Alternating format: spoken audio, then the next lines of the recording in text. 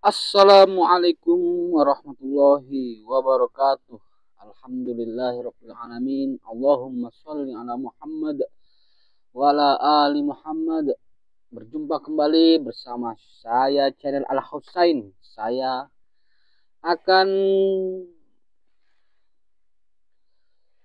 membacakan kembali kisah dari buku yang dikarang oleh Buya Hamka dari Perbendaharaan Lama. Memasuki bab berikutnya, bagian ketiga, bab ke-6, yaitu bulan Tabut.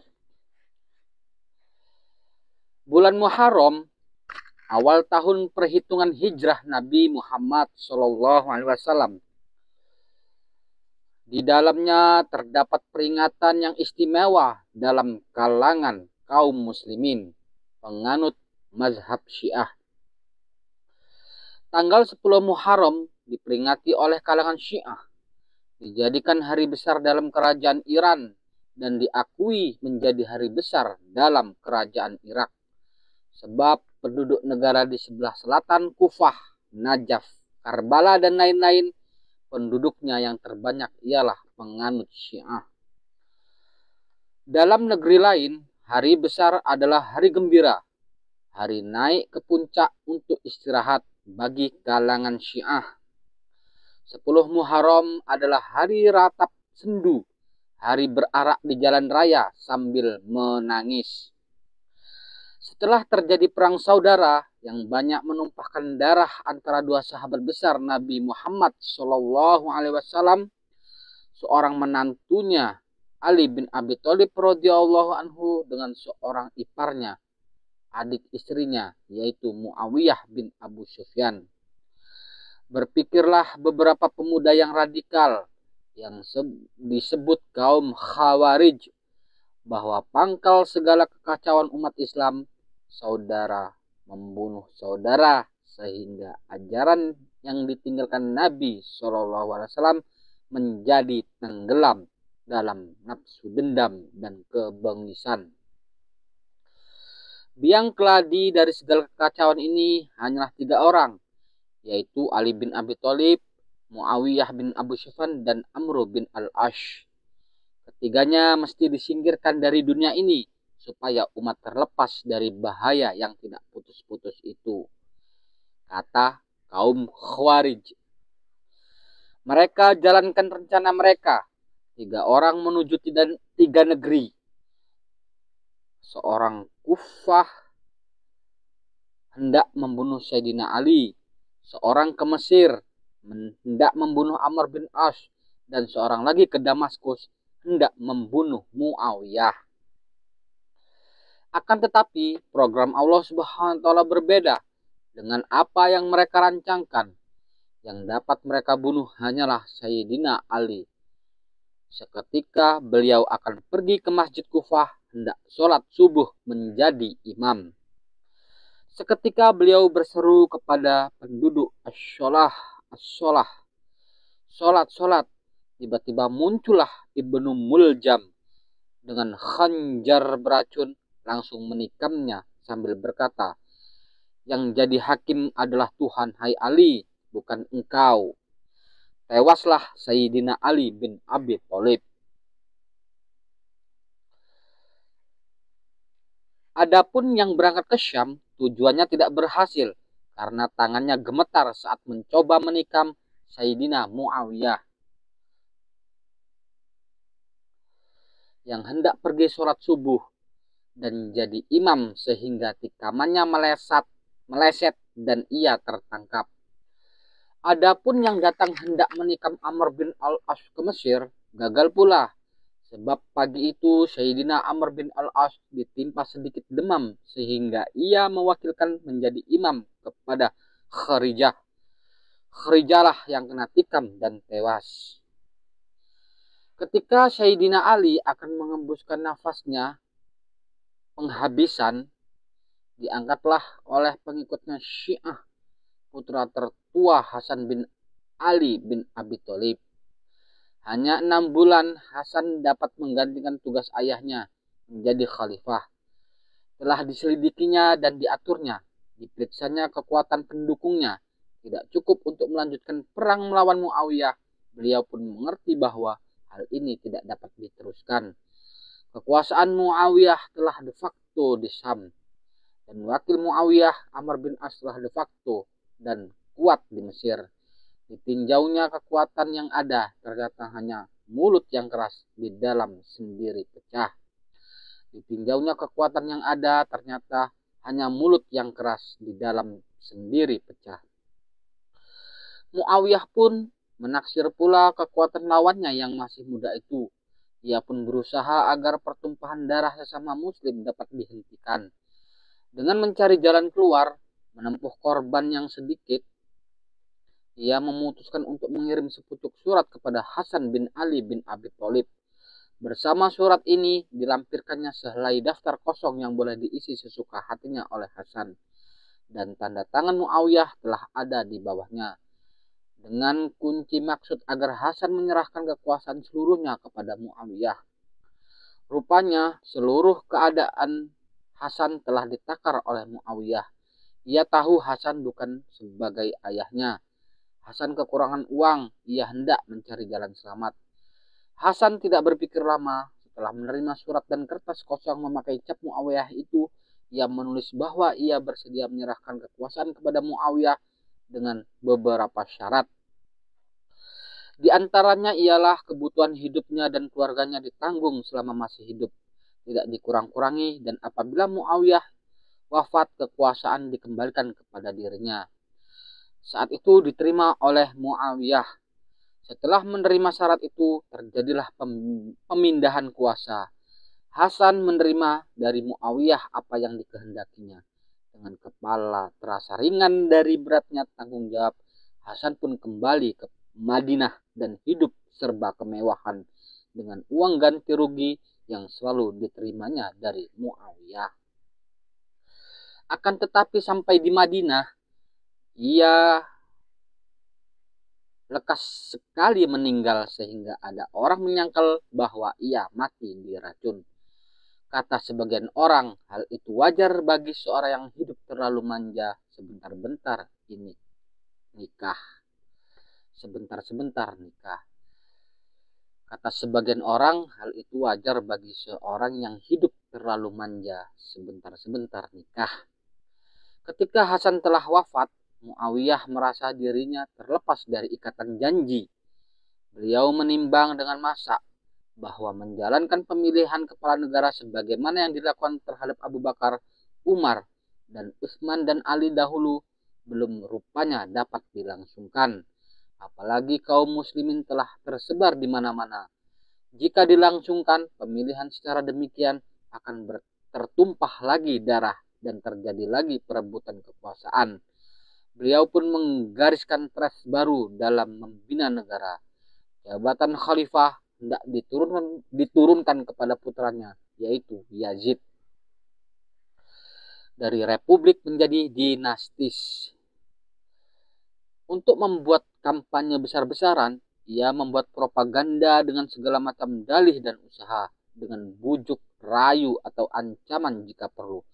Dikumpulkanlah ahli-ahli syair, tukang-tukang puji untuk menyatakan kelebihan Yazid dari pemuda-pemuda lain, terutama anak para sahabat seperti anak Abu Bakar, anak Umar, anak Zubair, dan lain-lain. Diselidiki dengan halus mana yang rasanya akan menantang dan mana yang dapat diberi belanja supaya tertutup mulutnya. Dalam keadaan demikian, Muawiyah pun meninggal dan beliau sudah siap semasa hidupnya mengangkat Yazid sebagai waliul ahdi, putra mahkota. Sehingga setelah beliau wafat, langsunglah Yazid naik. Husain bin Ali bin Abi Thalib, adik dari Hasan bin Ali, ia tetap merasa bahwa dialah pemilik hak sebagaimana ayahnya Ali bin Abi Thalib radhiyallahu anhu dikala hidupnya berkeyakinan bahwa jika Rasul sallallahu alaihi wasallam wafat, dialah yang lebih berhak menggantikannya menjadi kepala negara. Ia berdiam diri di Mekah, tetapi hatinya berkata-kata, bagaimana cara agar haknya dengan tuntutannya yang adil mendapat dukungan. Tiba-tiba datang utusan membawa surat dari Syiahnya di Irak, meminta agar segera datang memimpin perjuangan merebut kembali hak tersebut dari tangan Yazid. Banyak orang memberi nasihat supaya permintaan dari Irak itu jangan dikabulkan dahulu, sebelum diketahui berapa ribu orangkah, berapa kabilahkah, dan siapa pemimpin-pemimpin yang telah bersedia diri itu. Akan tetapi hatinya telah bulat untuk pergi ke Irak memimpin perjuangan, merupakan haknya dari tangan Yazid.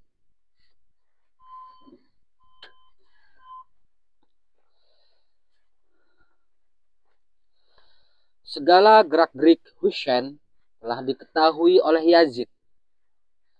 Dari laporan mata-mata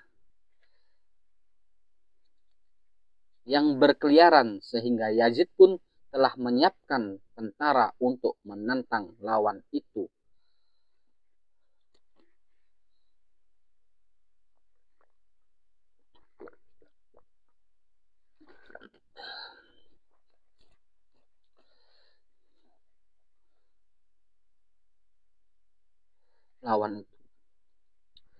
Kufah, tempat yang dituju oleh Husain, telah bergolak.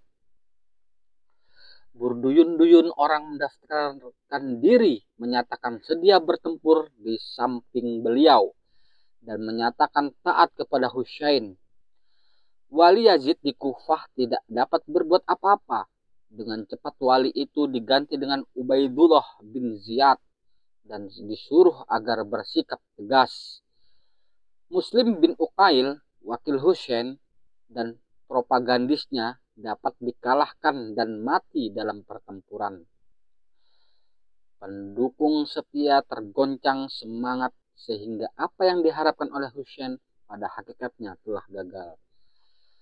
Namun Husain meneruskan cita, meskipun pengikutnya yang diharapkan tidak ada lagi. Namun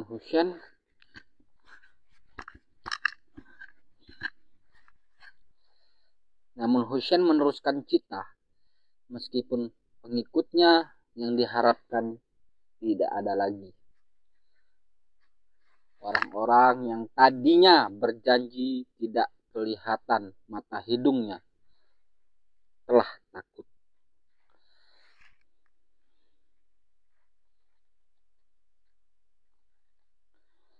Sekarang bukan lagi perjuangan di antara kekuatan dengan kekuatan, tetapi di antara keyakinan hidup dan keyakinan akan keadilan tuntutannya. Husain meneruskan perjalanan bersama hanya keluarga, anak-anak, dan beberapa pengiringnya. Ia berkeyakinan bahwa menantang kekuasaan Yazid, kepala negara yang lalim, adalah suatu kewajiban suci. Untuk itu tidaklah diperhitungkan lagi mati atau hidup.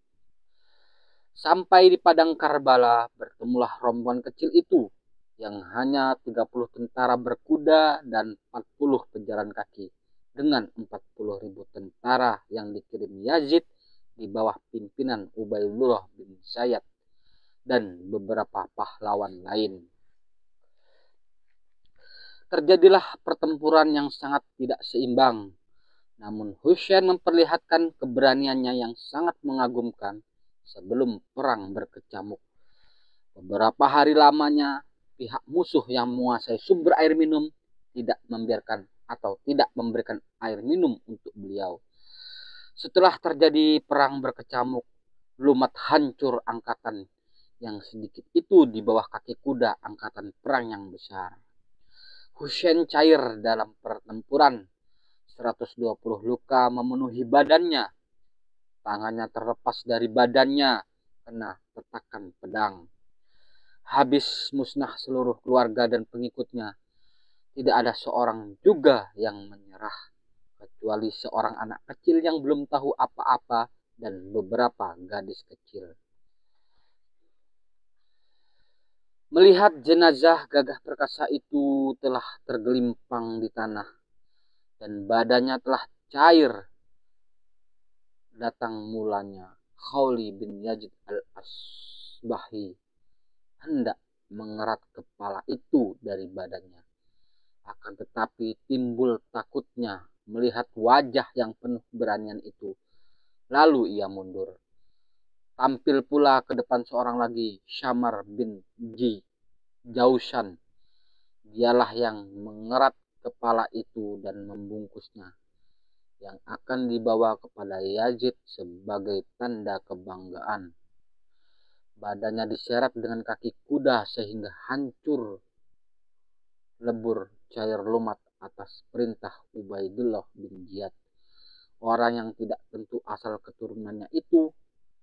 Peristiwa ini terjadi pada 10 Muharram tahun 61 Hijriah, 50 tahun setelah Nabi Muhammad wafat.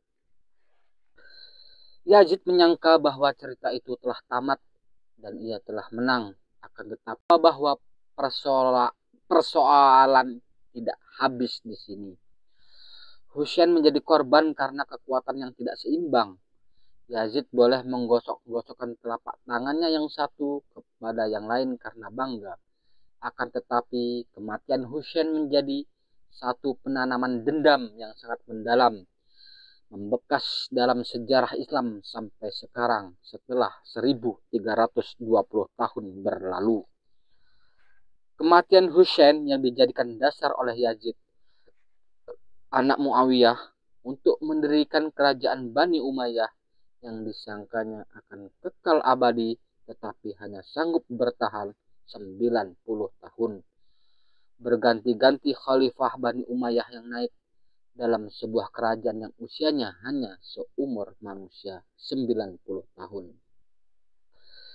Dendam kematian Husain menjelma. Datang Mukhtar bin Abu Ubaid yang menuntut hak keturunan Husain dalam satu pertempuran, memusnahkan tentara Bani Umayyah, terutama para pembunuh Husain dahulu, memberi balasan lebih kejam dari yang mereka lakukan kepada Husain.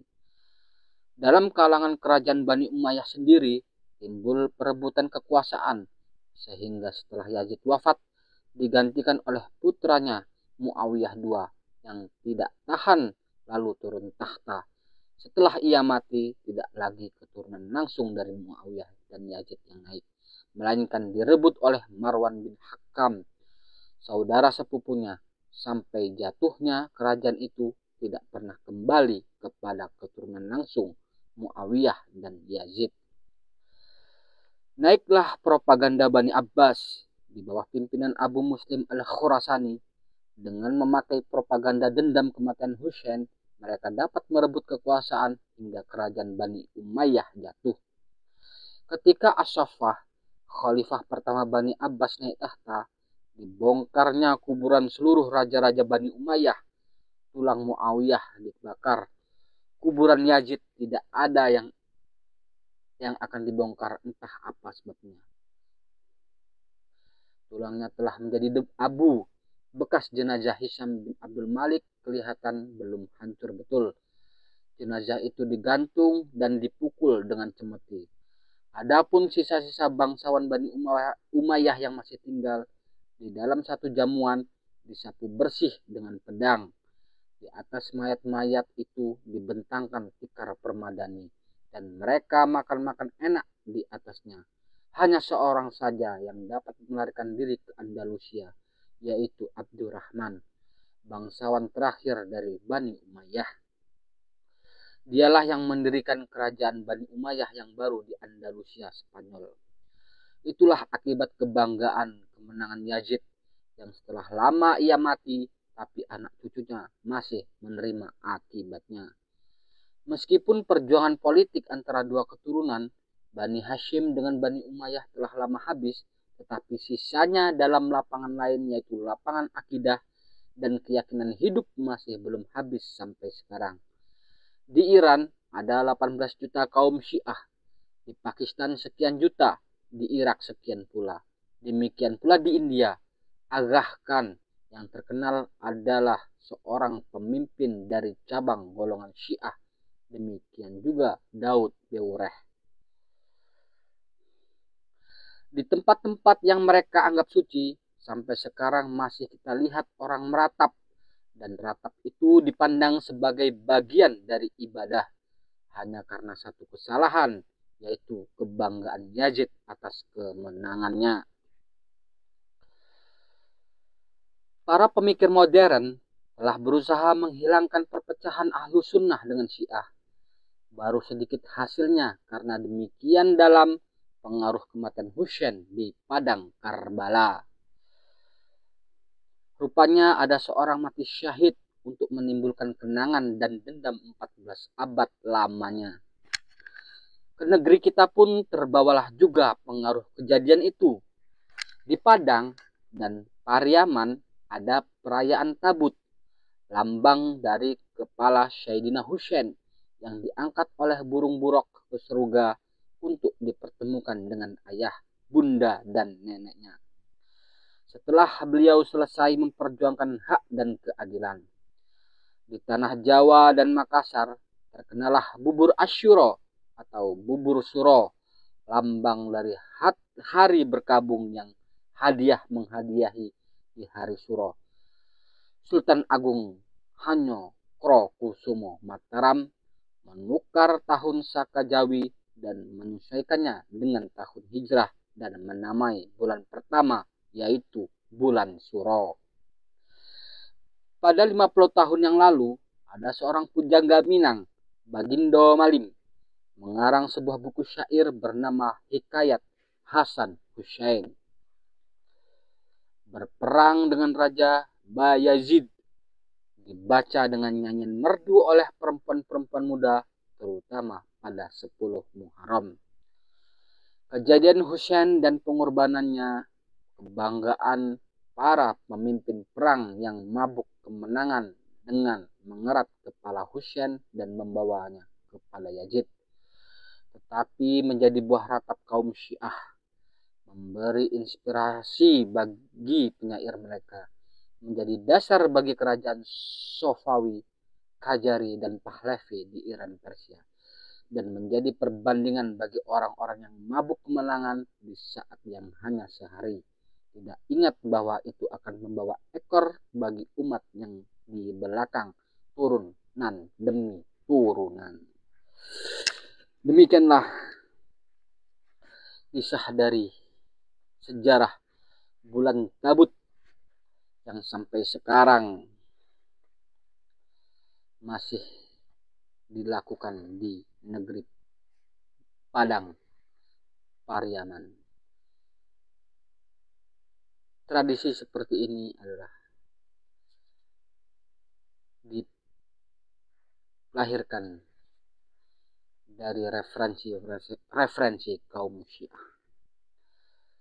Semoga kita bisa mengambil pelajaran dari buku-buku kisah sejarah yang ditulis oleh para ulama baik Nusantara maupun mancanegara. Subhanakallahumma wa bihamdika asyhadu an la ilaha illa anta astaghfiruka wa atubu ilaik. Assalamualaikum warahmatullahi wabarakatuh.